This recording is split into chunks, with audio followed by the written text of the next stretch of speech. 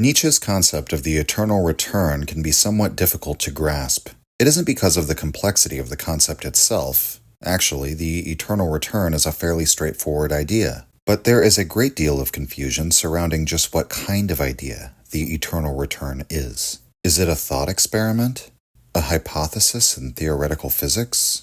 Perhaps a metaphysical claim? Or a poetic expression? First, let's look at how Nietzsche presents the eternal return for the first time. This is in the Gay Science, Book 4, number 341. Quote, "The greatest weight. What if, some day or night, a demon were to steal after you into your loneliest loneliness and say to you, 'This life as you now live it and have lived it, you will have to live once more, and innumerable times more, and there will be nothing new in it. But every pain and every joy and every thought and sigh and everything unutterably small or great in your life will have to return to you, all in the same succession and sequence. Even this spider, and this moonlight between the trees, and even this moment, and I myself. The eternal hourglass of existence is turned upside down again and again, and you with it, speck of dust. Would you not throw yourself down and gnash your teeth and curse the demon who spoke thus? Or have you once experienced a tremendous moment when you would have answered him, 'You are a god, and never have I heard anything more divine'? If this thought gained possession of you, it would change you as you are, or perhaps crush you. The question in each and every thing, do you desire this once more and innumerable times more, would lie upon your actions as the greatest weight. Or, how well disposed would you have to become to yourself and to life to crave nothing more fervently than this ultimate eternal confirmation and seal." End quote.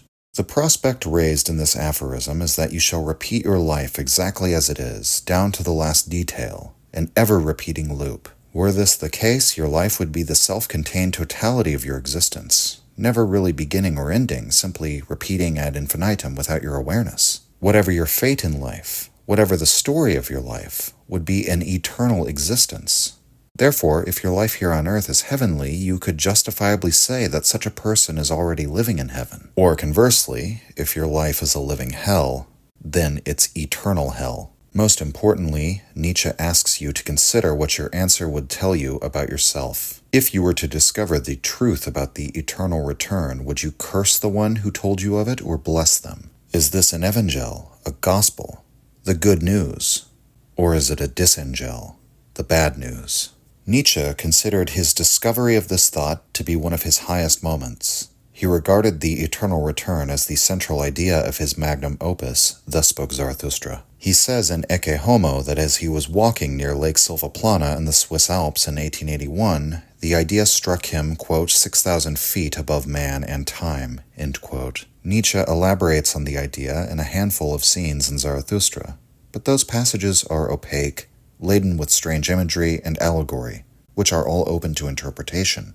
And after Zarathustra, the eternal return is rarely mentioned, except in Nietzsche's unpublished notes.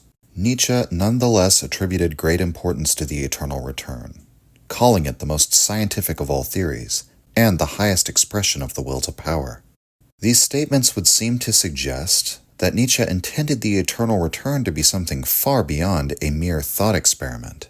After all, isn't a thought experiment something that we can pick up and put down as we please? Nietzsche seemed to really believe in the eternal return, writing in Will to Power 1066, quote, "If the world may be thought of as a certain definite quantity of force and as a certain definite number of centers of force, it follows that in the great dice game of existence, it must pass through a calculable number of combinations. In infinite time, every possible combination would at some time or another be realized. More, it would be realized in infinite number of times." End quote.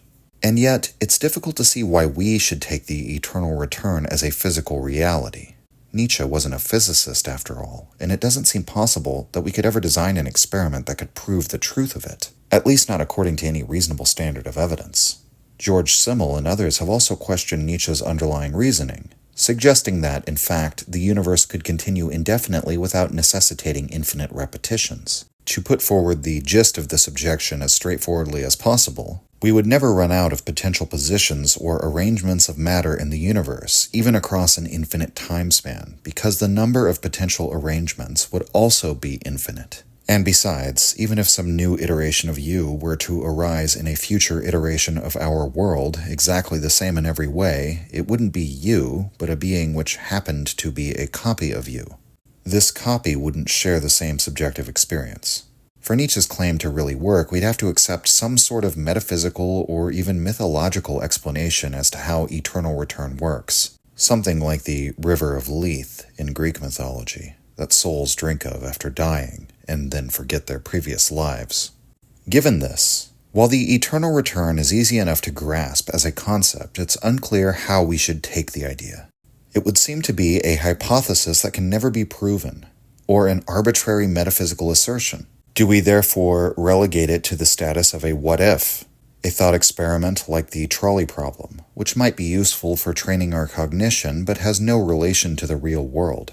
All of these options feel unsatisfying. I think we can make much better sense of the eternal return if we approach it in a slightly different way. My approach is by contrasting Nietzsche's eternal return with Pascal's wager. Blaise Pascal was a Christian philosopher who lived 200 years before Nietzsche. Despite their fundamentally opposed outlooks on life, Nietzsche was heavily influenced by Pascal, and references him frequently in his book Daybreak. Like Nietzsche, Pascal was one of the Enlightenment's malcontents. He was a critic of the increasingly ubiquitous faith in human reason that was sweeping Europe. Pascal and Nietzsche came to similar conclusions about the relationship between faith and reason.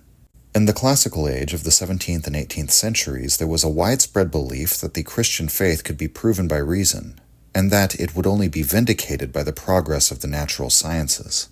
Nietzsche and Pascal understood that the religion was actually established on the basis of an irrational faith, an arbitrary demand for viewing the world a certain way, according to certain metaphysical or moral valuations. Pascal stands at the beginning of the age of reason, warning the Christians that reason alone will never take them to the place of faith. Pascal warns that this path heralded by the Enlightenment will only lead Europe to a place of doubt and disillusionment. Arguably, at least, this is exactly what happened. Nietzsche, accordingly, stands near the end of the Age of Reason, after the Romantic reaction to it. He, a man without faith in God himself, tells an audience of atheists that by pursuing such a hard-nosed empiricism, they've killed God, and destroyed all the benefits that the Christian faith provided for mankind thus far. Pascal is best known for the wager which appears in his Pensées.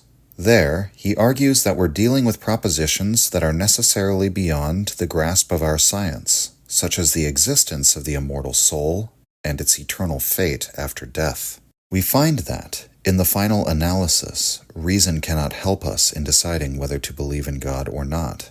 Pascal writes in section 233, quote, "God is, or he is not, but to which side shall we incline? Reason can decide nothing here. A game is being played at the extremity of this infinite distance where heads or tails will turn up. What will you wager? According to reason, you can do neither the one thing nor the other. According to reason, you can defend neither of the propositions." End quote. In spite of the fact that reason cannot help us, we must nevertheless choose between believing in God and becoming Christians, and not believing in God and not becoming Christians. This is a true dichotomy, X or not X. As the band Rush tells us, if you choose not to decide, you still have made a choice. And Pascal leans on the same principle to argue that a choice must be made. He therefore conceives of the question of whether one should believe in God as a bet, a wager. He therefore thinks about the question statistically in terms of what he stands to gain, what he stands to lose, and the probabilities of either scenario. How would an experienced gambler bet when it comes to the question, does God exist? What Pascal is interested in here is not to prove the existence of God. Instead, he inquires how we are to live such that we can be happy and feel confident in our way of life, given that reason cannot decide the matter for us. How can we make the safest possible bet which will allow us to have the least unhappiness? Pascal writes in the same section, quote, "Since you must choose, let us see which interests you least. You have two things to lose, the true and the good, and two things to stake, your reason and your will, your knowledge and your happiness. And your nature has two things to shun, error and misery. Your reason is no more shocked in choosing one rather than the other, since you must of necessity choose. This is one point settled. But your happiness? Let us weigh the gain and the loss in wagering that God is. Let us estimate these two chances. If you gain all. If you lose nothing. Wager then, without hesitation, that He is. Since there is an equal risk of gain and loss, if you only had to gain 2 lives instead of 1, you might still wager. But if there were 3 lives to gain, you would have to play, since you were under the necessity of playing, and you would be imprudent when you are forced to play, not to chance your life to gain 3 at a game where there is an equal risk of loss and gain. But there is an eternity of life and happiness. And this being so, if there were an infinity of chances, of which only 1 would be for you, you would still be right in wagering 1 to win 2, and you would act stupidly, being obliged to play, by refusing to stake 1 life against 3, at a game in which, out of an infinity of chances, there is 1 for you, if there were an infinity of an infinitely happy life to gain. But there is here an infinity of an infinitely happy life to gain, a chance of gain against a finite number of chances of loss, and what you stake is finite. And thus, when one is forced to play, he must renounce reason to preserve his life, rather than risk it for infinite gain, as likely to happen as the loss of nothingness. End quote. To recapitulate, the situation is that if God does exist and you believe, you stand to gain everything. But if God doesn't exist and you believe, you stand to lose nothing. So there would seem to be no real downside to believing. Meanwhile, if you don't believe, you don't really gain anything for being right, you just die like everyone else. But if you don't believe and God does happen to exist, you lose everything. Pascal's argument therefore hinges on a bit of mathematical persuasion insofar as these values are infinite. No matter how unlikely you think God's existence is, unless there is a 0% probability, you can't justify betting against God's existence. Mathematically, the safest bet is to become a Christian, so long as we acknowledge that life is finite and the afterlife potentially infinite. Now, let's return to Nietzsche's eternal return. Let's reconsider it, reframed as Nietzsche's wager. I think this is how we ought to take the eternal return. This is the type of thought that it represents. Pascal assumes the finitude of our life here on earth, but assumes the infinitude of an afterlife. Nietzsche here raises the possibility for a null value to the afterlife and for the infinitude of life on earth, an ever-recurring loop that recommences without end. The beginning of the argument would be identical to the beginning of Pascal's argument for his wager. We are dealing with claims beyond the ability of our science to empirically prove. These are, after all, claims about the continuation of our subjective experience after mortality. While it may well appear as though our subjective experience ends with the death of the body, perhaps there is some sort of metaphysical continuation of the consciousness which is completely outside of the phenomenal world. Can we really rule this out as a possibility? Accordingly, we might repeat Pascal's words back to him. Quote, "Reason can decide nothing here. According to reason, you can do neither the one thing nor the other. According to reason, you can defend neither of the propositions." End quote. With the eternal return, Nietzsche effectively takes Pascal's wager and turns it on its head. Now, the infinite consequences are not to be reaped in an afterlife, but in our very existence in the here and now. The goal for life, therefore, cannot lie outside of this life. It must lie within it. We cannot even simply wish to simply pass through life quickly and get it over with, since there is no getting it over with. If we present the eternal return as a wager, it has a very different sense from the presentation as a hypothesis in physics or as a mere thought experiment. Nietzsche's purpose in presenting the eternal return is the same as Pascal's.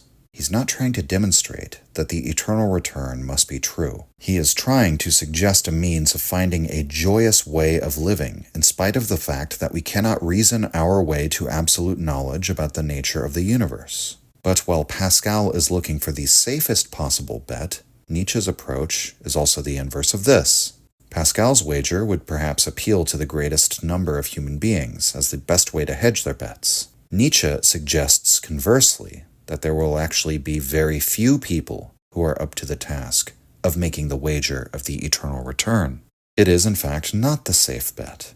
Even in the aphorism in which Nietzsche first presents this idea, the greatest weight He suggests that one who would be able to declare, yes, once more and innumerable times more, would be someone who has experienced a, quote, tremendous moment. Life is obviously full of as much suffering as it is full of joy, and hardly anyone will be able to justify an eternality of their earthly existence without being able to say that these high moments, these joyous moments, were worth the suffering that characterized the rest of life. The Christian form of the wager presents itself as a guarantee, but that is another fundamental difference with Nietzsche's wager, because there is no guarantee that anyone will have such tremendous moments. This is why the eternal return is often presented as a potentially horrifying thought. This negative aspect of the eternal return is often explored in popular fiction, such as True Detective. Nietzsche recognized this. He writes in Will to Power 55, quote, "Duration coupled with an in vain, without aim and end, is the most paralyzing thought. Let us think this thought in its most terrible form. Existence as it is, without meaning or aim, yet recurring inevitably, without any finale of nothingness. The eternal recurrence." End quote. But this is exactly the point. The eternal return is a true test of how well disposed to life you really are. It is only the most well-turned-out type of human being that will desire the eternal return, or to put it another way, who will place their bet on the world rather than on an afterworld. From this perspective, the confusion over whether the eternal return is an actual theory or a thought experiment disappears, because in terms of the ultimate metaphysical truth, our reason cannot decide. All we really have is either the feeling that this life is so good that it is worth wagering everything on its eternality, or the feeling that this life can't be all there is, that we must wager for the fate of our soul after death. In this way, Nietzsche approaches his bets less like a mathematician, as Pascal was, and more like a savant or a prodigy, basing his bet on gut instinct. The value of life ultimately cannot be decided upon with philosophical arguments, and all of those arguments are just expressions of different underlying instincts anyway. For Nietzsche, it is a matter of taste. The eternality of all things, all people, all events. This is a great desire for Nietzsche, which cannot be described as a syllogism, but as an axiom. It is by no means the safe bet. It's not the bet that most people would make, but Nietzsche wouldn't expect nor want either of those outcomes. His is a rare way of playing the game of life, but it was the only way for him to play. Nietzsche was gripped by the idea of the eternal return from the moment it entered his head because it fulfilled his desire for a philosophy that would be entirely aimed at the affirmation of life. Whether or not you would take Nietzsche's wager is a test of how well disposed you are to life. Whether you are the type of person who could come to crave nothing more than this type of eternal confirmation and seal on your existence. We can see in Nietzsche's notes that he certainly shared this craving. He writes in Will to Power 1065, quote, "A certain emperor always bore in mind the transitoriness of all things, so as not to take them too seriously, and to live at peace among them. To me, on the contrary, everything seems far too valuable to be so fleeting. I seek an eternity for everything. One ought to pour the most precious salves and wines into the sea. My consolation is that everything that has been is eternal. The sea will cast it up again." End quote. If you enjoyed the Nietzsche podcast or found it helpful, you can visit us and support the show at patreon.com/untimely-reflections. The link is in the description. Or just share the show with any of your friends that you think might enjoy it or on social media. Thank you for your support.